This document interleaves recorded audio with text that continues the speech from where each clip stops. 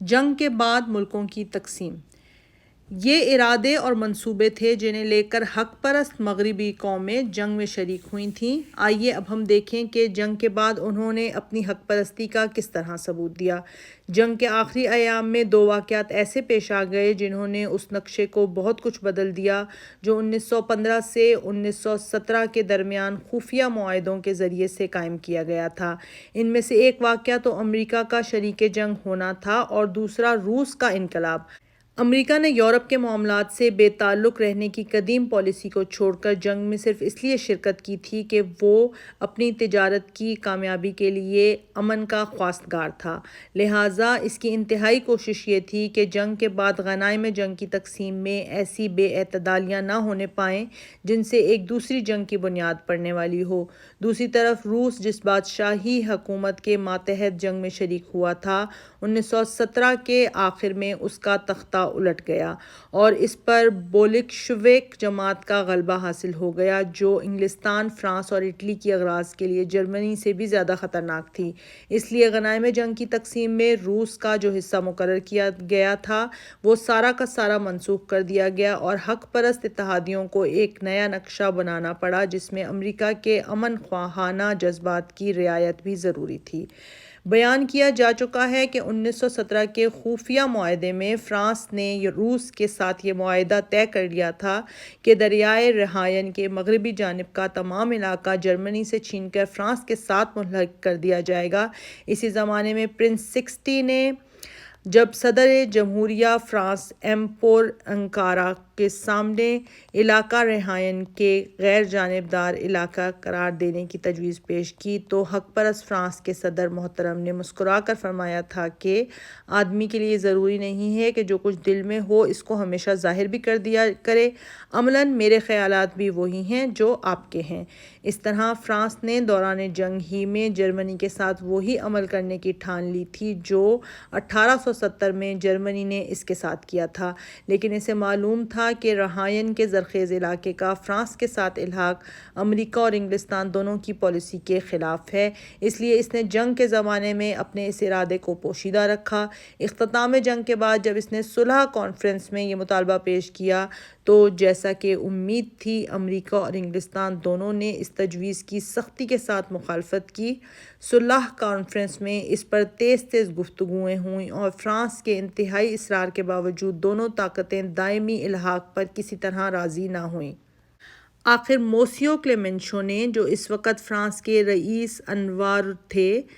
تجویز پیش کی کہ جرمنی پر جو تاوان جنگ عائد کیا گیا ہے اس کی ضمانت کے طور پر رہائن کا علاقہ 15 سال کے لیے فرانسیسی قبضے میں دے دیا جائے۔ اس تجویز کے منشا کو اولاً خود فرانس کے بہت سے اہل سیاست نہ سمجھ سکے اور فرانس کے ایوان مبعوثین میں مارشل فوش، ایم ژول کامبون اور ایم تاردیو جیسے لوگوں نے اس کی مخالفت کی، لیکن جب ایم کلیمنشو نے کھڑے ہو کر بتایا کہ 15 سال کی تعین کرنے کا مقصد یہ ہے کہ جرمنی کے ہاتھ سے اس کے بہترین علاقے چھین کر اس پر اتنا تاوان ڈال دیا جائے کہ وہ اس کو مدت معینہ کے اندر ادا نہ کر سکے اور ہم 15 سال گزارنے کے بعد علاقہ رہائن کو ہمیشہ کے لیے ملحق کر لیں، تو اس پر تمام ایوان مطمئن ہو گیا۔ موسیو کلیمنشو کی اس تقریر کا ایک فقرہ خصوصیت کے ساتھ قابل ملاحظہ ہے جس سے ان کی حق پرستی کا حال خوب معلوم ہوتا ہے۔ انہوں نے موسیو پوانکارا کو خطاب کر کے کہا، جناب صدر، آپ مجھ سے عمر میں بہت چھوٹے ہیں۔ 15 سال کے اندر جرمنی کسی طرح معاہدے کی تمام دفعات کو پورا نہ کر سکے گا اور مجھے یہ یقین ہے کہ 15 سال کے بعد اگر آپ میری قبر پر آنے کی عزت بخشیں تو ضرور مجھے خوشخبری دیں گے کہ ہم رہائن پر ہیں اور وہیں رہیں گے۔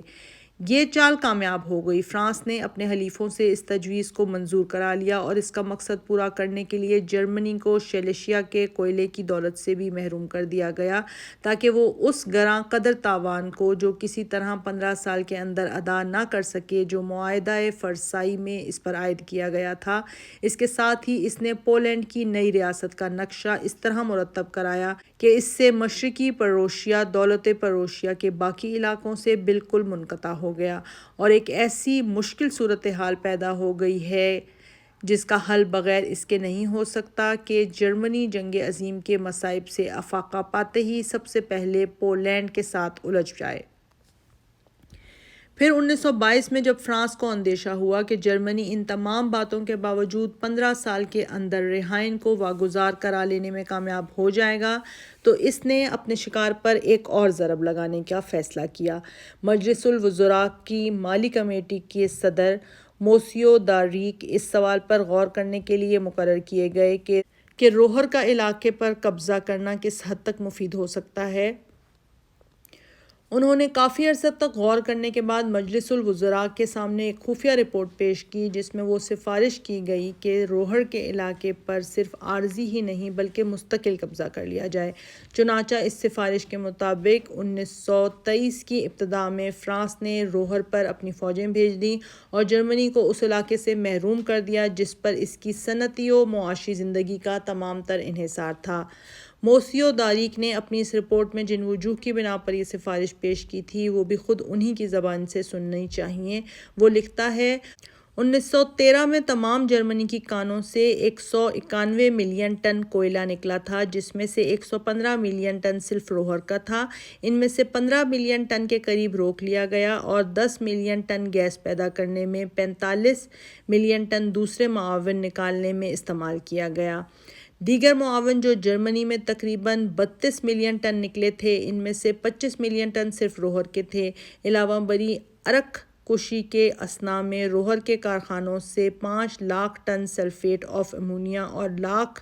4 لاکھ ٹن رال نکلی، اور اس سے وہ تمام چیزیں بنی جو رنگ سازی کے کام آتی ہیں۔ رنگ سازی کے بھی زیادہ تر کارخانے روہر ہی میں ہیں، جو دنیا میں اپنا جواب نہیں رکھتے۔ عطریات، ادویہ، رنگ، رال اور رال کے تمام مصنوعات اور امونیم سلفیٹ جرمن صنعت کے سب سے بڑے اجزاء ہیں، اور یہ سب کوئلے پر منحصر ہیں۔ جنگ کے بعد سے ان تمام ضروریات کے لیے کوئلہ حاصل کرنے کا ذریعہ جرمنی کے پاس صرف روہر رہ گیا ہے، کیونکہ جنگ میں اس نے سار کے علاقے کو کھو دیا، جہاں سے 18 ملین ٹن کوئلہ ہر سال مہیا کرتا ہے۔ بس اس سوائے روہر کے جرمنی کے پاس اور کوئی ایسا علاقہ نہیں رہا جو اس کو کوئلہ دے سکے۔ یہی حال دوسری دھاتوں کا بھی ہے۔ جنگ سے پہلے جرمنی میں 19 ملین ٹن لوہا نکلتا تھا، جس میں سے 9 ملین ٹن روہر کا تھا، باقی 10 ملین ٹن لورین اور بالائی شلیشیا کا ہوتا تھا۔ سو یہ دونوں علاقے اب اس کے ہاتھ سے نکل چکے ہیں۔ اس بیان سے صاف معلوم ہوتا ہے کہ روہر پر قبضے کا مقصد صرف یہ تھا کہ جرمنی کو اس کے وسائل ثروت سے محروم کر کے بھوکا مار دیا جائے، اور فرانس نہ صرف ان وسائل سے مستفید ہو بلکہ اس کے ساتھ ہی تاوان جنگ وصول نہ ہونے کے بہانے سے رہائن کے مغربی علاقے پر بھی دائمی تسلط قائم کر لے۔ دوسری طرف اٹلی کے حریصانہ مقاصد پورے کرنے کے لیے اسے نہ صرف تریستا اور ترنیتنو کے علاقے دیے گئے بلکہ جنوبی تیرول کے علاقہ بھی اس سے ملحق کر دیا گیا، جو زیادہ تر جرمن قوم سے آباد ہے۔ باقی رہے ایڈریاٹک کے سواحل و جزائر۔ سو اگرچہ خفیہ معاہدات کی روح سے وہ اٹلی کا حصہ قرار پائے تھے، لیکن اختتام جنگ پر سرویا کا ایک نئی سیلانی قوت کی شکل میں نمودار ہونا اس منصوبے کی تکمیل میں حائل ہو گیا، اور ایڈریاٹک کی تقسیم کچھ اس صورت سے کی گئی کہ نہ اٹلی کے مقاصد اس سے پورے ہوتے اور نہ یوگوسلاویہ کے۔ چنانچہ دونوں قوموں کے درمیان پہم کشمکش جاری ہے، اور کوئی نہیں کہہ سکتا کہ اس کا انجام کب جنگ کی صورت میں ظاہر ہوتا ہے۔ یورپ کو اس غیر متناسب نقشے پر تقسیم کرنے کے خطرات کو خود ان لوگوں نے محسوس کر لیا تھا جو اس وقت دنیا کی قسمت کا فیصلہ کر رہے تھے۔ چنانچہ 1919 میں برطانیہ کے وزیر اعظم مسٹر لائیڈ جارج نے صلح کانفرنس کے سامنے ایک یادداشت پیش کی تھی، جس میں انہوں نے جرمن قوم کے لاکھوں افراد کو دوسری قوموں کے تسلط میں دینے کو ایک خطرناک فعل بتایا تھا، اور کہا تھا کہ یہ حرکت یورپ کو دوبارہ جنگ کی مصیبت میں مبتلا کر دے گی۔ اس یادداشت کے یہ الفاظ خصوصیت کے ساتھ قابل غور ہیں۔ یورپ کے ایک سرے سے دوسرے سرے تک عام باشندے موجودہ نظام حیات پر سیاسی، معاشی اور اجتماعی تمام حیثیات سے معترض ہیں۔ سب سے بڑا خطرہ جو مجھے اس صورتحال میں نظر آ رہا ہے یہ ہے کہ کہیں جرمنی اپنی قسمت بولشوزم کے ساتھ وابستہ نہ کر دے اور اپنے وسائل ثروت، اپنے دماغ اور اپنی زبردست تنظیمی قوت ان انقلابی مجنونوں کے ہاتھ میں نہ دے دے جو دنیا کو تلوار کے زور سے بولشوزم کے لیے فتح کرنے کے خواب دیکھ رہے ہیں۔ یہ مسٹر لائیڈ جارج کوئی بے بس اخبار نویس نہ تھے بلکہ اس وقت صلح نامہ کانفرنس کے اکابر اربعہ میں سب سے زیادہ بااثر شخصیت کے مالک تھے۔ اگر وہ چاہتے تو یورپ کو ایسے غیر متناسب طریقے پر تقسیم نہ کرتے جس کے خطرات وہ خود اپنی آنکھوں سے دیکھ رہے تھے، لیکن حرص و طمع نے یا اس حق پرستی نے جس کی خاطر یہ لوگ جنگ کی آگ میں کودے تھے ان کو اور ان کے رفقا کو یہ سب کرنے پر آمادہ کر دیا جسے خود وہ بھی ایک دوسری جنگ کا پیش خیمہ سمجھتے تھے۔ یہ حق پرستی کا مظاہرہ تو یورپ میں ہوا، آئیے اب ایشیا کو دیکھیں کہ یہاں حق کی خاطر جنگ کرنے والوں نے لڑائی جیتنے کے بعد کیا کیا۔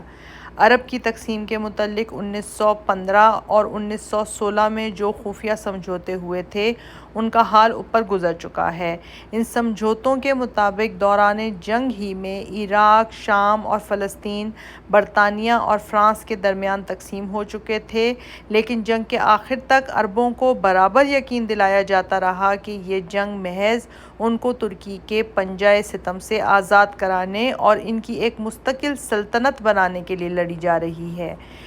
11 مارچ 1917 کو جب جنرل اسٹینلے مورڈ بغداد میں داخل ہوا تو اس نے اہل عرب کے نام ایک عام اعلان شائع کیا جس کے الفاظ یہ تھے: ہم آپ کے شہر میں فاتحانہ حیثیت سے داخل نہیں ہوئے ہیں، ہم آپ کے دشمن نہیں ہیں بلکہ نجات دہندہ ہونے کی حیثیت سے آپ کو آزادی دلوانے آئے ہیں۔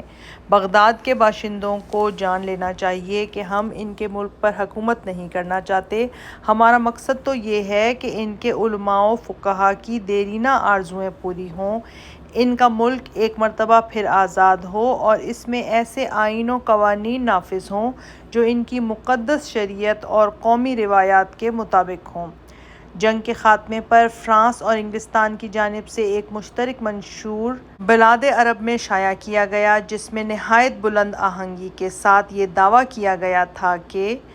یہ جنگ جو دنیا کو جرمنی کی توسیعی حوصلوں سے بچانے کے لیے برپا کی گئی تھی، اس کے خطرات و مصائب کو مشرق تک وسیع کرنے کی وجہ صرف یہ تھی کہ برطانیہ اور فرانس ان تمام قوموں کو جو ایک طویل زمانے سے ترکوں کے جور و ستم کی تختہ مشق بنی ہوئی تھیں، کامل آزادی دلانا چاہتے تھے، اور ان کا مقصد یہ تھا کہ ایسی وطنی حکومتیں اور عدالت قائم کی جائے جو خود ان قوموں کی اپنی رغبت و خواہش پر مبنی ہوں اور جن میں کوئی دوسرا دخیل نہ ہو۔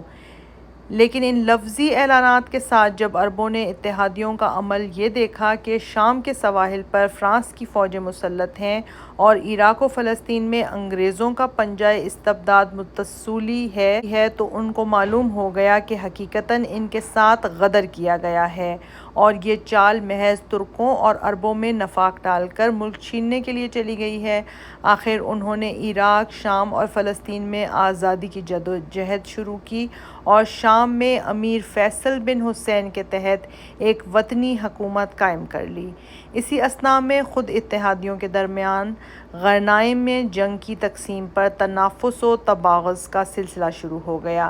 سائکس پیکو کے معاہدے کی روح سے موصل کا علاقہ فرانسیسی منطقہ نفوقہ میں دیا گیا تھا، مگر وہاں تیل کے چشموں کی کثرت دیکھ کر برطانیہ کے جذبہ حرص کو حرکت ہوئی اور اس نے خود اس پر قبضہ کر لیا۔ اسی طرح فلسطین کے متعلق یہ طے ہوا تھا کہ وہ ایک بین الاقوامی علاقہ رہے گا اور صرف حائفہ پر برطانوی حکومت قائم ہوگی، مگر مصر کی شورش نے برطانیہ کو مجبور کر دیا کہ ہندوستان کے راستے کی حفاظت کے لیے نہر سویز کی دوسری جانب بھی اپنے اقتدار کو مضبوط کر لے اور ممکن ہو تو حائفہ سے بصرہ تک ایک دوسرا راستہ اپنے لیے پیدا کرے۔ لہٰذا فلسطین پر بھی اس نے پورا قبضہ جمانے کا تہیہ کر لیا۔ دوسری طرف شام پر بھی فرانسیسی نفوذ و اثر برطانیہ کو ناگوار تھا اور وہ اپنی مصلحت کے لیے زیادہ بہتر یہ سمجھتا تھا کہ اس کے اپنے زیر اثر کوئی وطنی حکومت وہاں قائم ہو جائے۔ ان وسائل ان مسائل پر تقریباً 1.5 سال تک دونوں دوستوں میں کشمکش ہوتی رہی اور لوٹ کے مال کی تقسیم کا کوئی فیصلہ نہ ہو سکا، مگر جب دونوں سلطنتوں نے اس باہمی نزاع کا نتیجہ یہ دیکھا کہ عرب کی وطنی تحریک ترقی کر رہی ہے تو وہ اپنے مشترک فوائد کی خاطر عربوں کے خلاف متحد ہو گئے، اور اپریل 1920 میں بمقام سان ریمو انہوں نے یہ تصفیہ کر لیا کہ عراق و فلسطین برطانیہ کے قبضے میں رہیں اور شام بتمامہا فرانس کے قبضے میں۔ یہ تقسیم کسی طرح اس تقسیم سے مختلف نہ تھی جو ڈاکوؤں کے گروہ کسی گھر کو لوٹنے کے بعد کیا کرتے ہیں، مگر یورپ کے مہذب ڈاکوؤں نے اس کو حق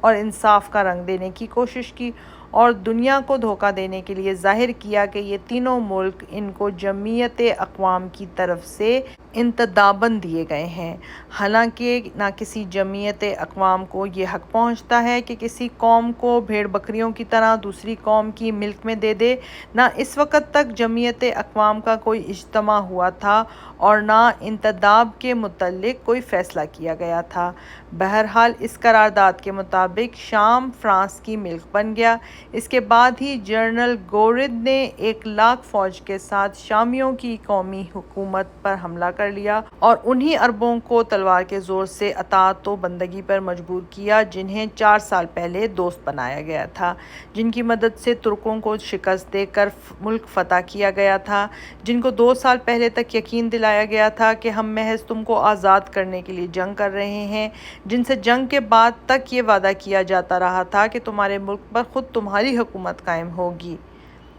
دوسری طرف اہل عراق کو جو برطانوی انتداب کا اعلان سنتے ہی بھڑک اٹھے تھے، تلوار کے زور سے کچلا گیا۔ جس زمین پر ظالم ترکوں نے کبھی 14,000 سے زیادہ فوج نہیں رکھی تھی، اس پر نجات دہندہ سلطنت برطانیہ نے 90,000 سے زیادہ فوج مسلط کر دی۔ جس زمین پر ظالم ترکوں نے سالانہ 200 سے زیادہ عربوں کو کبھی قتل نہیں کیا تھا، وہاں حق پرست برطانیہ نے ایک ہی موسم گرما 1920 میں 10,000 عربوں کو قتل کر ڈالا، اور یہ سب کچھ اس وقت کیا گیا جبکہ انہی عربوں سے یہ کہہ کر کہ جنگ میں امداد حاصل کی جا چکی تھی کہ ہم تمہارے دشمن بن کر نہیں آئے بلکہ تم کو آزادی دلوانے آئے ہیں۔ اس طرح عرب کی تحریک آزادی کو کچلنے کے بعد برطانیہ نے ایک طرف اپنے مواعید کی ظاہری حرمت برقرار رکھنے کے لیے اور دوسری طرف اس برطانوی پبلک کو مطمئن کرنے کے لیے جو عراق میں 10 کروڑ پاؤنڈ سالانہ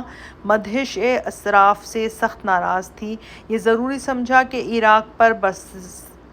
براہ راست حکومت کرنے کے بجائے ایک ایسی نام نہاد قومی حکومت قائم کر دی جائے جو جنرل ماڈ کے اعلان کے برعکس اہل عراق کی نہیں بلکہ اہل برطانیہ کی خواہش کی تابع ہو۔ اس غرض کے لیے 1921 کے موسم بہار میں اعلان کیا گیا کہ اہل عراق کو خود اپنا بادشاہ منتخب کرنے کا اختیار ہے، لیکن اس اعلان کی تعمیل یوں کی گئی کہ اہل عراق کو انتخاب کا کوئی حق نہیں دیا گیا۔ ان کی خواہش کے برعکس فیصل بن حسین کو، جو شام کے تخت سے محروم ہونے کے بعد کسی اور تخت کا خواہش مند تھا، اس شرط پر تخت عراق کے لیے نامزد کیا گیا کہ وہ برطانیہ کے زیر اثر رہ کر کام کرے گا۔ اہل عراق کسی طرح فیصل کی بادشاہت پر راضی نہ تھے، مگر برطانیہ نے زبردستی ان کی آواز کو دبایا۔ عراق کے بااثر لیڈر طالب پاشا کو، جس نے جنگ کے زمانے میں برطانیہ کی عظیم الشان خدمات انجام دی تھیں، گرفتار کر کے لنکا میں قید کر لیا گیا اور عراق کی بڑھتی ہوئی ناراضی کا دف مارنے کے لیے 23 اگست 1922 کو ایسی حالت میں شاہ فیصل کی تخت نشینی کا اعلان کرا دیا گیا جبکہ فی الحقیقت تخت تیار بھی نہ تھا اور شراب کے پیسے رکھ کر ایک عارضی تخت بنا لیا گیا تھا۔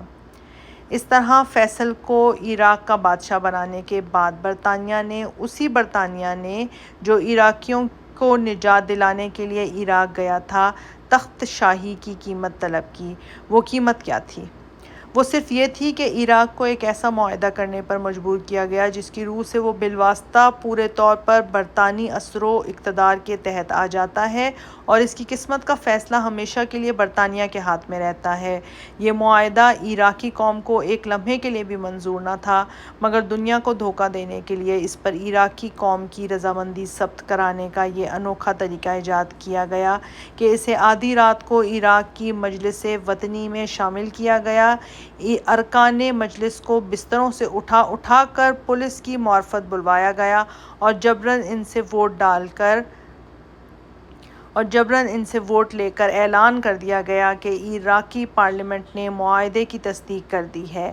اب رہی ترکی کی دوسری تقسیم، جس کے متعلق 1915 میں روس سے سمجھوتا ہوا تھا، سو اس کو بولشوک انقلاب کے باعث منسوخ کر دیا گیا اور ایک دوسری اسکیم بنائی گئی جس میں روس کے بجائے یونان کو ترکی کے ترکے کا وارث قرار دیا گیا۔ اس اسکیم کے مطابق یونان نے مشرقی تھریس اور سمرنا یعنی ازمیر پر حملہ کیا اور ترکوں کو ان کے اصلی وطن کے ایک بڑے حصے سے محروم کر دیا۔ اس کے ساتھ ہی برطانیہ، فرانس اور یونان کی متحدہ فوجوں نے خاص شہر قسطنطنیہ پر بھی قبضہ کر لیا اور درہ دانیال و باسفورس کے وہ راستے ترکوں سے چھین لیے جنہیں پہلے روس کو دینے کا وعدہ کیا گیا تھا۔ یہ دوسری تقسیم بعد کو لوزین کانفرنس میں منسوخ ہو گئی، لیکن اس تنسیخ میں انصاف پسندی کے جذبے کو کوئی دخل نہ تھا، بلکہ حقیقتاً اس کی ذمہ داری محض ترکی تلوار پر تھی جس نے یونان اور اتحادیوں کو ترکی خاک سے نکل جانے پر مجبور کر دیا۔ جنگ کے جائز مقاصد۔ یہ ان قوموں کے جنگی اعمال کی روداد ہے جو تہذیب مغرب کی علمبردار ہیں، بلکہ حقیقتاً جن کی تہذیب کا نام تہذیب مغرب ہے، یورپ کے چند اہل بصیرت فلسفیوں اور عالموں کو چھوڑ کر، جن کا در حقیقت کوئی اثر نہیں ہے۔ باقی تمام انگلستان، فرانس، اٹلی، جرمنی اور آسٹریا کی رائے عام اپنی اپنی قوموں کے ان اعمال کی مؤید تھی اور اسی کی پرجوش امداد سے ان سلطنتوں کے مدبرین اتنی بڑی جنگ لڑنے میں کامیاب ہوئے۔ اس لیے ان کے تعامل اور طریقہ کار کو دیکھ کر ہم یہ نتیجہ نکالنے میں حق بجانب ہیں کہ جنگ کے دوران میں اور جنگ کے بعد جو افعال حق اور انصاف کے نام سے کیے گئے، وہی دراصل مغربی تہذیب میں حق اور انصاف کے مصداق ہیں، اور ایسے ہی حقوق کی خاطر تلوار اٹھانا مغربی تہذیب جائز رکھتی ہے۔ اس معیار کے مطابق جنگ کے وہ مقاصد جو مغربی تہذیب میں جائز رکھے گئے ہیں حسب ذیل قرار پاتے ہیں۔ نمبر 1، اپنی تجارت کو فروغ دینے کے لیے دنیا کی ثروت کا اجارہ حاصل کرنا۔ نمبر 2، اگر کوئی حریف تجارت و صنعت کے میدان میں آگے بڑھا ہو تو اس کا سر کچل دینا۔ نمبر 3، اپنے دور دراز مقبوضات کے راستے میں جو ممالک واقع ہوں انہیں اپنے زیر اثر لانا۔ نمبر 4، ملکوں اور سلطنتوں کے حصے بکھرے کرنا اور کمزور قوموں کو غلام بنانا۔ نمبر 5، اگر کسی قوم سے دشمنی ہو جائے، خواہ کسی وجہ سے ہو، تو اسے مٹا دینا یا کم از کم اس کا زور توڑ دینا۔ ان اغراض کو، جنہیں اکثر مقدس حقوق سے تعبیر کیا گیا ہے، کسی توضیح و تشریح کی روشنی درکار نہیں ہے۔ ہر شخص کا ضمیر خود اس کے جواز و عدم جواز اور تقدس و عدم تقدس کا فیصلہ کر سکتا ہے۔ ممکن ہے کہ بعض حضرات اس طریقے استدلال کو مبالغہ اور غلو پر مبنی قرار دیں، مگر ہماری سمجھ میں نہیں آتا کہ مغربی قوموں کے اجتماعی عمل کے سوا مغربی تہذیب اور کس چیز کا نام ہو سکتا ہے۔ مذہب قابل استثناء ہو سکتا ہے، مگر نہ یورپین قومیں اپنے مذہب کو اپنی سیاست میں دخل دینے کی اجازت دیتی ہیں، اور نہ ان کا مذہب خود سیاسی امور سے تعلق رکھنا پسند کرتا ہے۔ قانون کو بھی معتبر سمجھا جا سکتا ہے، مگر آپ سن سکتے ہیں کہ وہ جنگ کے جائز اور ناجائز مقاصد سے کوئی بحث ہی نہیں کرتا۔ اب دونوں چیزوں کو الگ کر دینے کے بعد ہم مغربی تہذیب کا عقیدہ کس سے دریافت کریں؟ کیا علماء اخلاقیات سے دریافت کریں؟ کیا امن کا واعظ کرنے والے مفکرین سے دریافت کریں؟ کیا ان گنتی کے چند مصنفوں اور اخبار نویسوں سے دریافت کریں جن کے قلم سے کبھی کبھی انسانیت اور انسانی اخوت کے دل خشک کن خیالات ٹپک پڑتے ہیں؟ ہمیں ان لوگوں سے استفتہ کرنے میں تامل نہیں ہے، مگر ہم کو ان میں سے 1000 2000 نہیں، صرف 1 2 ہی ایسے آدمیوں کے نام بتا دیے جائیں جن کا کوئی قول مغربی اقوام کے لیے حجت کا حکم رکھتا ہو اور جن کے خیالات پر تمام اہل مغرب یا ان کی اکثریت کا ایمان ہو۔ اگر کوئی ایسی متفق علیہ چیز مغرب میں موجود نہیں ہے تو ہمارے پاس مغربی قوموں کے معمول بہ طریقوں کے سوا اور کون سی چیز رہ جاتی ہے جس سے ہم جنگ کے متعلق مغربی قوموں کا اخلاقی عقیدہ معلوم کر سکیں۔ قیام امن اور خلا صلاح کی تجویزیں۔ جنگ کے مسئلے میں یورپ کی نیک نیتی ثابت کرنے کے لیے ان کوششوں کا ضرور حوالہ دیا جائے گا جو چند سال سے جنگ کو روکنے، دائمی امن قائم کرنے، آلات و اسلحہ کے استعمال پر قیود عائد کرنے اور جنگی طاقتوں کو توڑ دینے یا حتی الامکان کم کر دینے کے سلسلے میں کی جا رہی ہیں، لیکن ان کوششوں کی ظاہر فریب صورت سے قطع نظر کر کے جب ہم ان کی حقیقت پر نگاہ ڈالتے ہیں تو ہم کو معلوم ہوتا ہے کہ ان میں جنگ کو روکنے کی نہیں بلکہ اسے پہلے سے بھی زیادہ بڑھا دینے کی خواہش پنہاں ہے۔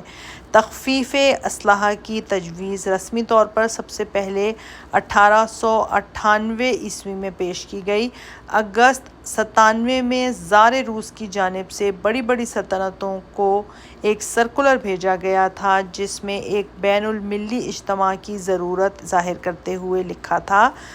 امن و صلح کا تحفظ بین المللی سیاست کا سب سے بڑا مقصد قرار دیا جاتا ہے۔ اسی مقصد کے لیے بڑی بڑی سلطنتوں نے طاقتور ائتلافات قائم کر رکھے ہیں۔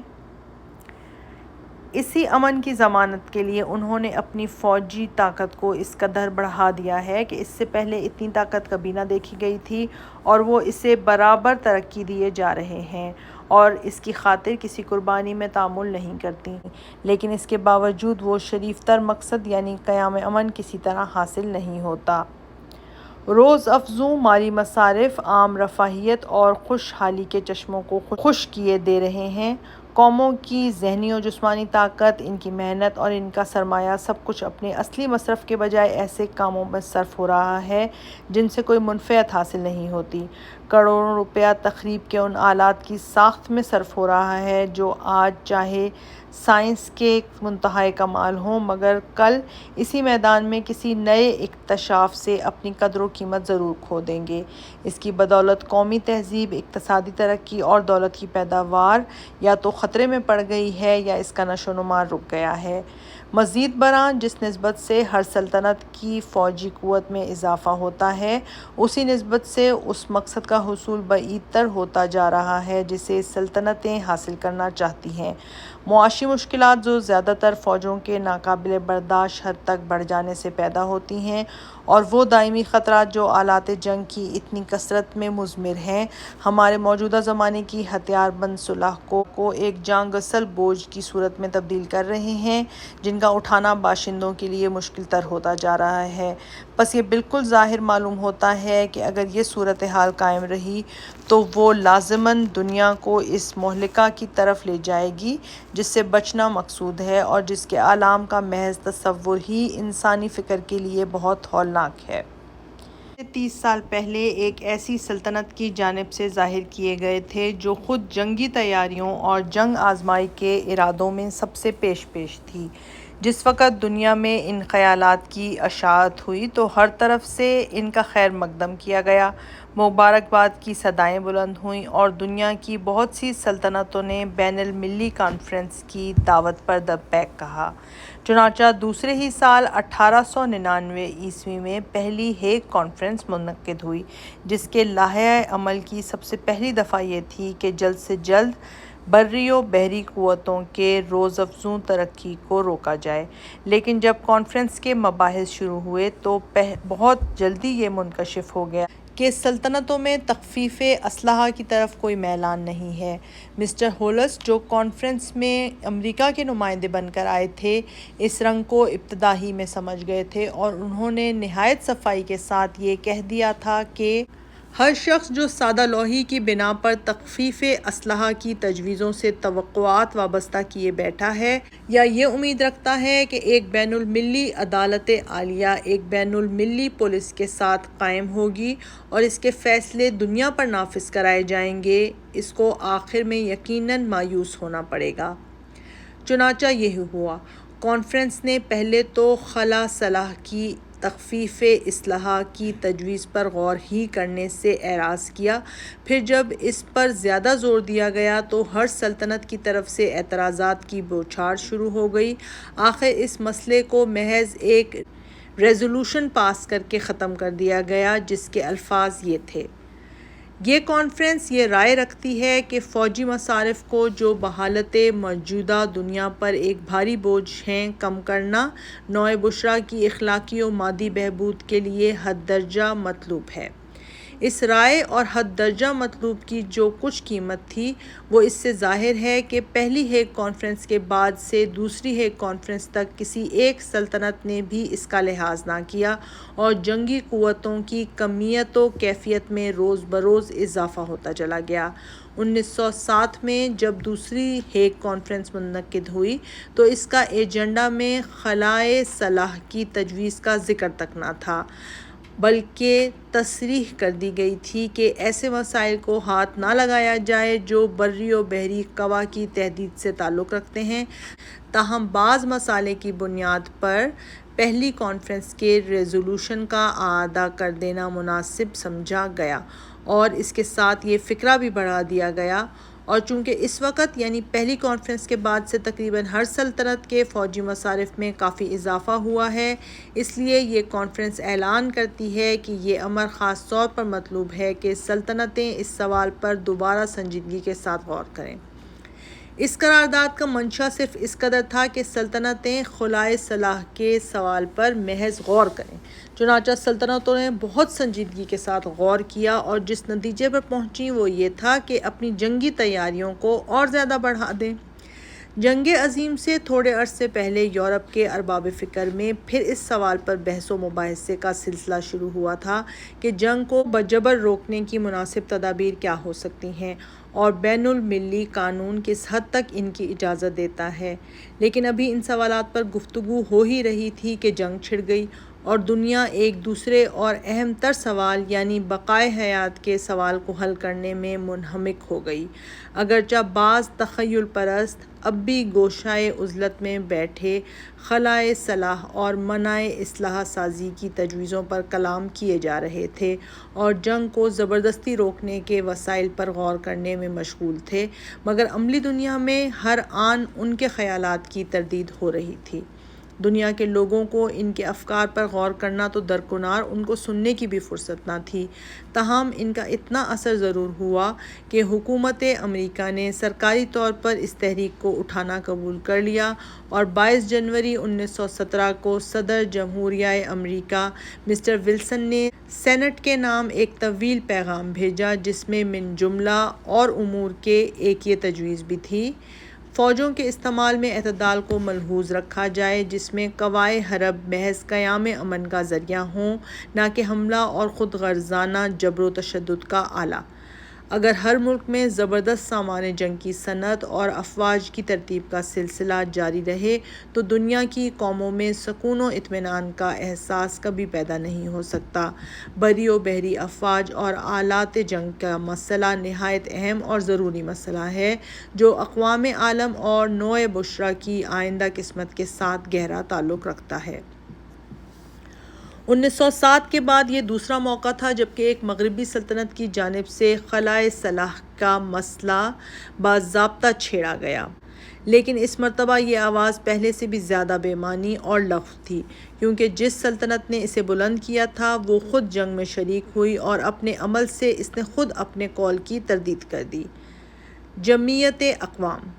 جنگ عظیم کے بعد فتح یاب مغربی سلطنتوں سے پریزیڈنٹ ولسن کے مشورے سے ایک انجمن قائم کی جس کو جمعیت اقوام لیگ آف نیشنز کا خطاب دیا گیا۔ اس انجمن کا اولین مقصد یہ قرار دیا گیا کہ جنگ اور اسباب جنگ کو ختم کیا جائے۔ چنانچہ اسباب جنگ کے استحصال کے لیے اس نے ایک بین المللی محکمہ عدلیہ قائم کیا تاکہ وہ سلطنتوں کے باہمی نزاعات کا تصفیہ کرے اور خود جنگ کو روکنے کے لیے سلطنتوں کے درمیان ایک مفاہمت کی، جس کا منشا یہ تھا کہ سلطنتیں اپنے باہمی نزاعات کو مصلحانہ طریقوں سے طے کیا کریں، اور اگر کوئی سلطنت اپنی اغراض کے لیے تلوار سے کام لے تو تمام سلطنتیں مل کر اس کو راہ راست پر لائیں۔ اس مفاہمت کی دفعہ 16 کے الفاظ یہ ہیں: اگر جمعیت کے کسی رکن نے اس سمجھوتے کی دفعہ 12، 13، 15 کو پس پش ڈال کر جنگ چھیڑ دی تو اس کا یہ فعل معنی جمعیت کے دوسرے تمام ارکان کے خلاف جنگ کا مترادف ہوگا۔ ارکان جمعیت اس مفاہمت کے ذریعے سے یہ عہد کرتے ہیں کہ وہ فوراً ہی اس عہد شکن سلطنت سے اپنے مالی و تجارتی تعلقات منقطع کر لیں گے اور اپنی رعایا کا بھی اس کی رعایا سے لین دین بند کر دیں گے۔ نیز وہ کوشش کریں گے کہ اس سلطنت کی رعایا کو دوسری سلطنتوں کی رعایا سے بھی تجارتی، مالی یا شخصی تعلقات نہ رکھنے دیں، خواہ وہ سلطنتیں جمعیت کی ممبر ہوں یا نہ ہوں۔ اس کے بعد دوسرے فقرے میں جمعیت کی مجلس منتظمہ کو یہ اختیار دیا گیا کہ وہ مجرم سلطنت کی مزاج پرسی کرنے کے لیے اپنے ارکان سے جتنی بری و بحری فوج مناسب سمجھے طلب کرے، اور تمام ارکان کا فرض قرار دیا گیا کہ وہ اپنے مالی و جنگی قوتوں کو اس مجرم سلطنت کے خلاف استعمال کرنے کے لیے جمعیت کے سپرد کر دیں۔ یہ سمجھوتہ بظاہر جنگ کو روکنے کا نہایت مؤثر اور بے خطا ہتھیار معلوم ہوتا تھا، لیکن حقیقت یہ ہے کہ یہ اس جتھہ بندی کی زیادہ مہذب اور زیادہ معصوم اور زیادہ خطرناک صورت ثابت ہوئی جس کی بدولت 1914 میں جنگ عظیم برپا ہوئی تھی۔ چونکہ جنگ کے زمانے میں اس جتھہ بندی کے ہولناک نتائج دیکھ کر تمام یورپ اس سے متنفر ہو گیا تھا اور اسی کو اپنے تمام مصائب کا باعث سمجھنے لگا تھا، اس لیے مغربی سلطنتیں اس پرانے طریقے کو چھوڑنے پر مجبور ہو گئیں، مگر اس کے بغیر ان کی سیاسی اغراض کا حاصل ہونا بھی ناممکن تھا، کیونکہ فرداً فرداً کسی سلطنت کا اتنا اثر نہیں ہو سکتا تھا کہ تمام دنیا کو مرعوب کر کے اپنی اغراض پوری کر لے، اور مشترک اغراض کے لیے بہرحال یہ ضروری ہے کہ بڑی بڑی سلطنتیں متحدہ قوت کے ساتھ دنیا پر اپنی گرفت کو مضبوط رکھنے کی کوشش کریں۔ اس لیے انہوں نے اس جتھہ بندی کو ایک دوسری وضع و شکل دے دی جس میں کھلم کھلا ہجومی و دفاعی اتحاد کے بجائے صلح کوشی و امن پروری کے لباس تقویٰ میں وہی مجرمانہ اتحاد عمل و اشتراک کار کی روح بھری ہوئی ہے۔ جہاں تک چھوٹی سلطنتوں کو دبانے کا تعلق ہے، جمعیت کا یہ سمجھوتہ بہت کارآمد ہو سکتا ہے اگر یونان اور بلغاریہ میں اختلاف ہو یا پولینڈ اور لتھوینیا میں جھگڑا ہو جائے تو جمعیت اقوام کے بڑے بڑے ارکان ایک دھمکی میں ان کو درست کر سکتے ہیں۔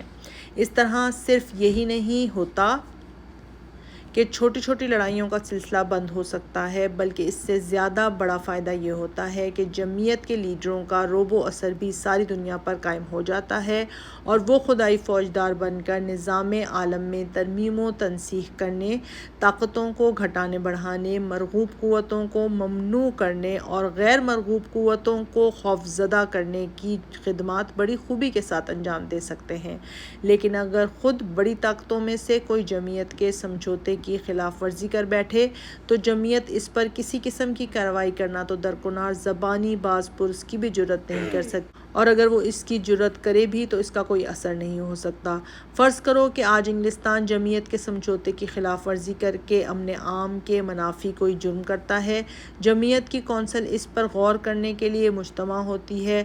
تمام ارکان کے اتفاق سے مجرم کو تحدید کی جاتی ہے کہ وہ ارتکاب جرم سے باز آئے ورنہ اس کے خلاف سخت کارروائی کی جائے گی، مگر مجرم جو دنیا میں سب سے بڑی بحری قوت کا مالک ہے اس کی کوئی پرواہ نہیں کرتا اور جو کچھ کرنا چاہتا ہے کیے جاتا ہے۔ آخر جمعیت مجبور ہو کر اپنے ارکان سے درخواست کرتی ہے کہ وہ دولت برطانیہ سے ہر قسم کے تجارتی، مالی اور سفارتی تعلقات منقطع کر لیں اور اپنی جنگی قوت سے اس کو امتثال امر پر مجبور کریں۔ اب سوال یہ ہے کہ کیا دنیا کی تمام وہ سلطنتیں جو جمعیت کے رکن ہیں محض جمعیت کے حکم کی تعمیل میں اس بات پر آمادہ ہو جائیں گی کہ اس بے شمار معاشی، سیاسی، تجارتی اور مالی مسائل کو قربان کر دیں جو انگلستان جیسی عظیم الشان سلطنت سے وہ وابستہ رکھتی ہیں؟ کیا دنیا کی آبادی کے 1/5 حصے سے بقیہ 4/5 حصے کے تعلقات یکلخت منقطع ہو جائیں گے؟ کیا یورپ اور امریکہ کی بڑی بڑی سلطنتیں اپنے مخصوص مسائل کو نظر انداز کر کے محض اس لیے ایک زبردست سلطنت کے مقابلے میں جنگ کے نقصانات برداشت کرنے پر راضی ہو جائیں گی کہ جمعیت اقوام ان سے ایسا کرانا چاہتی ہے؟ کوئی شخص جو عملی سیاست سے ذرہ برابر بھی مس رکھتا ہو ان سوالات کا جواب اثبات میں نہیں دے سکتا، اور جب اس کا جواب اثبات میں نہیں ہے تو تسلیم کرنا پڑے گا کہ جمعیت اقوام دنیا کی بڑی سلطنتوں کو قابو میں رکھنے سے عاجز ہے، حالانکہ امن عالم کو اصلی خطرہ انہی بڑی سلطنتوں کی حرص و طمع سے ہے۔ یہ محض ایک مفروضہ صورت نہیں ہے، گزشتہ 8 سال میں اس کا پورا تجربہ کیا جا چکا ہے۔ جس روز سے جمعیت اقوام عالم وجود میں آئی ہے اس کو ایک مرتبہ بھی یہ جرأت نہیں ہوئی کہ بڑی بڑی سلطنتوں میں سے کسی کے ظالمانہ افعال پر باز پرس کرے۔ دمشق میں فرانس نے اعلانیہ قتل عام کیا اور جمعیت خاموش بیٹھی دیکھتی رہی، حالانکہ اسی کے نام پر شام کا علاقہ فرانس کو اندابن دیا گیا تھا۔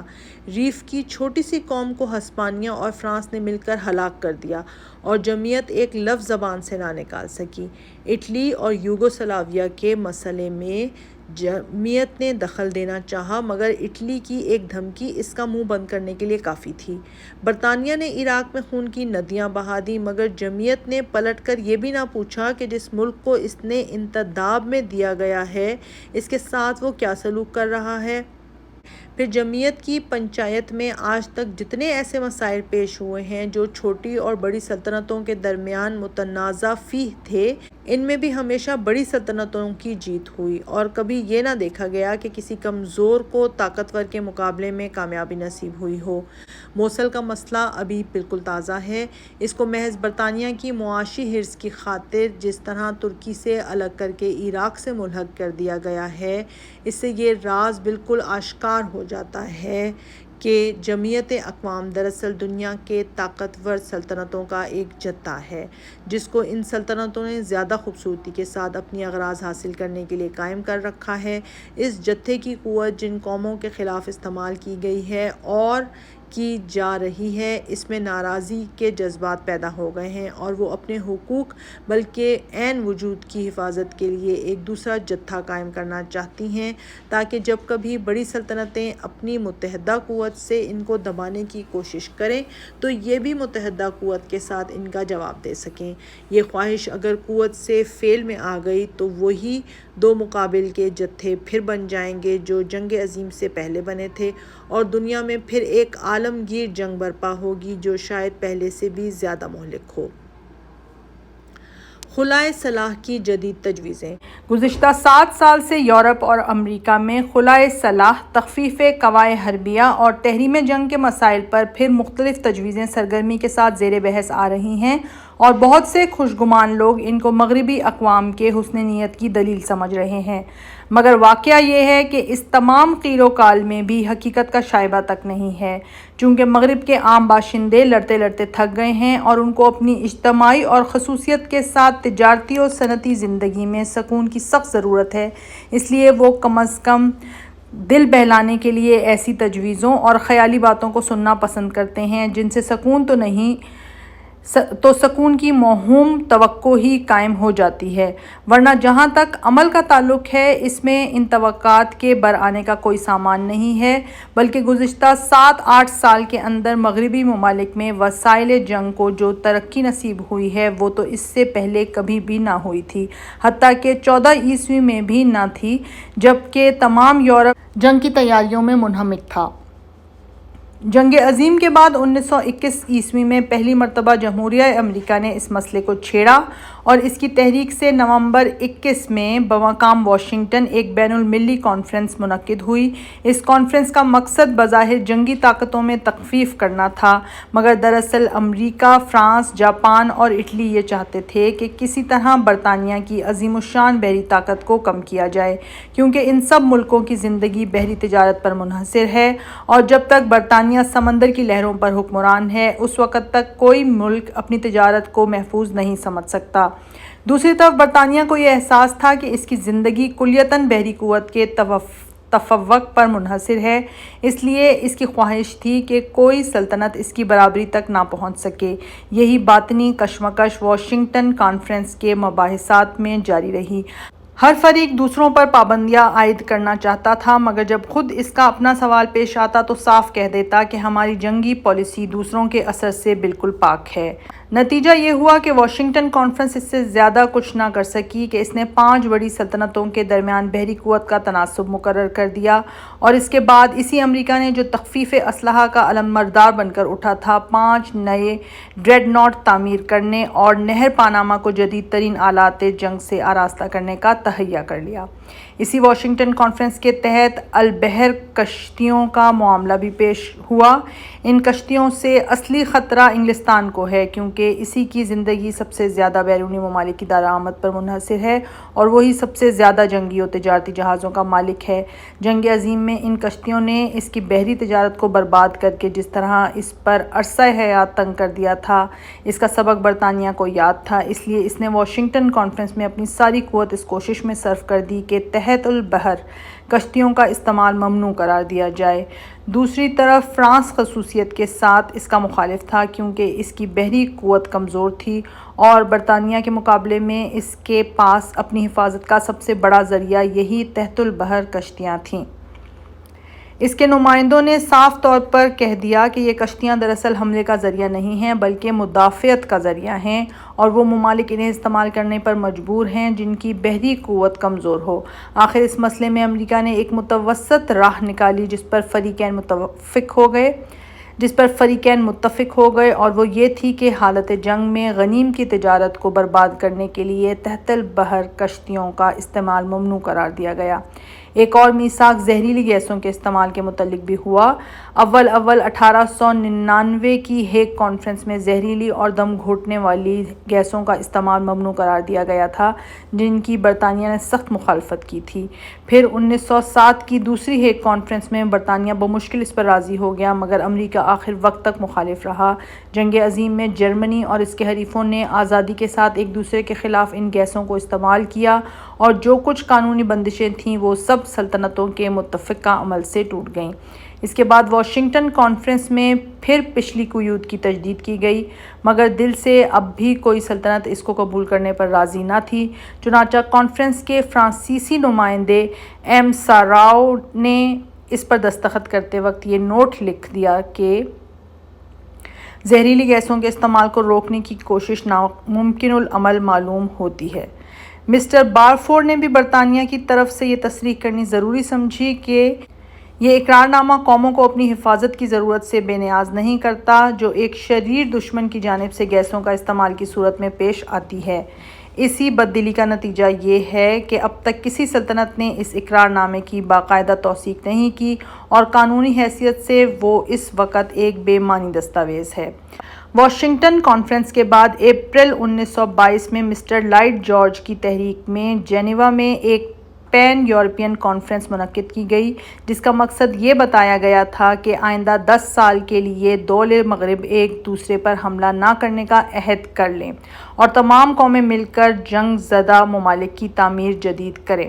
لیکن اس کانفرنس میں امریکہ نے شرکت سے انکار کر دیا۔ فرانس نے ابتدا ہی میں اعلان کر دیا کہ ہم اس کے فیصلوں کو تسلیم کرنے کی ذمہ داری نہیں لیتے۔ ترکی کو سرے سے شرکت کی دعوت ہی نہیں دی گئی۔ روس کو بلایا گیا تو اس لیے کہ اس پر دباؤ ڈال کر ان نقصانات کا تاوان ادا کرنے پر اسے مجبور کیا جائے جو انقلاب کے زمانے میں روسی حدود کے اندر یورپین سلطنت کی املاک کو پہنچا ہے۔ اس کا نتیجہ یہ ہوا کہ کانفرنس ناکام ہوئی اور جنگی تیاریوں میں کوئی کمی واقع نہ ہوئی۔ جنیوا کے بعد ہیگ میں ایک دوسری کانفرنس ہوئی، مگر اس کا بھی وہی حشر ہوا جو جنیوا کانفرنس کا ہوا تھا۔ پھر ایک بین المللی کانفرنس لندن میں منعقد ہوئی، مگر وہاں برطانیہ اور فرانس کے درمیان اتنا سخت اختلاف برپا ہوا کہ سیوپو انکارے تش روح ہو کر کانفرنس سے اٹھ گئے اور سیدھے پیرس چل دیے، یہاں تک کہ تصویر کھنچوانے کے لیے بھی نہ رکے۔ ستمبر 1925 میں جمعیت اقوام نے تحدید قوائے حربیہ اور تحریم جنگ کے مسئلے کو اپنے ہاتھ میں لے لیا اور اس کی درخواست پر کونسل نے ایک بین المللی مؤتمر خلائے صلاح کے انعقاد کا راستہ صاف کرنے کے لیے ایک مجلس تحذیری یعنی پریپریٹری کمیٹی کی مقرر کی تاکہ وہ جملہ امور پر غور کر کے بتائے کہ کس طرح اور کن اصول پر ایسی کانفرنس کو دعوت دی جا سکتی ہے۔ یہ کمیٹی سال بھر تک کام نہ کر سکی۔ 24 ستمبر 1926 کو جمعیت کے اجلاس عام نے کونسل سے سفارش کی کہ وہ کمیٹی کو 1927 عیسوی تک اپنا کام ختم کرنے کی تاکید کرے تاکہ 8ویں اجلاس عام سے پہلے بین المللی کانفرنس کو مدعو کیا جا سکے، مگر اس مدت میں بھی کمیٹی نے کام ختم نہیں کیا اور آج تک بس اس کے جلسے ہی ہوئے جا رہے ہیں۔ چونکہ ابھی تک اس تحریک کا کوئی نتیجہ نہیں نکلا، اس لیے کوئی رائے دینا قبل از وقت ہوگا، لیکن آثار بتاتے ہیں کہ اس کا بھی وہی حشر ہوگا جو پہلے ایسی کوششوں کا ہو چکا ہے۔ اگر دول مغرب میں حقیقتاً خلائے صلاح کی کوئی قلبی خواہش موجود ہوتی تو وہ روس کی ان تجاویز پر لبیک کہتے جو اس نے تخفیف قوائے حربیہ کے متعلق پیش کی تھی، کیونکہ اس مقصد کی جانب عملی اقدام صرف انہی تجاویز سے ہو سکتا ہے، لیکن دول میں سے کوئی ان کو قبول کرنے کے لیے آمادہ نہیں ہے اور برطانیہ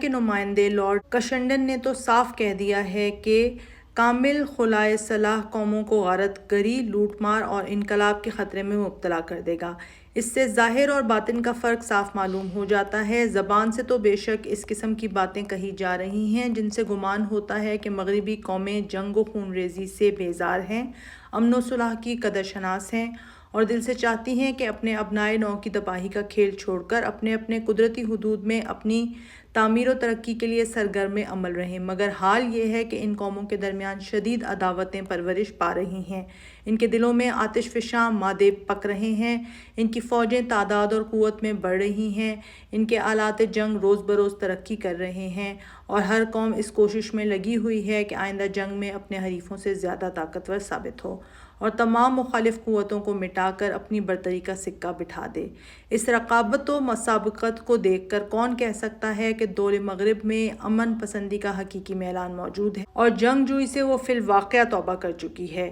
1919 کے میمورنڈم میں، جس کے حوالے اوپر دیا جا چکا ہے، برطانوی وزیر اعظم مسٹر لائیڈ جارج نے لکھا تھا: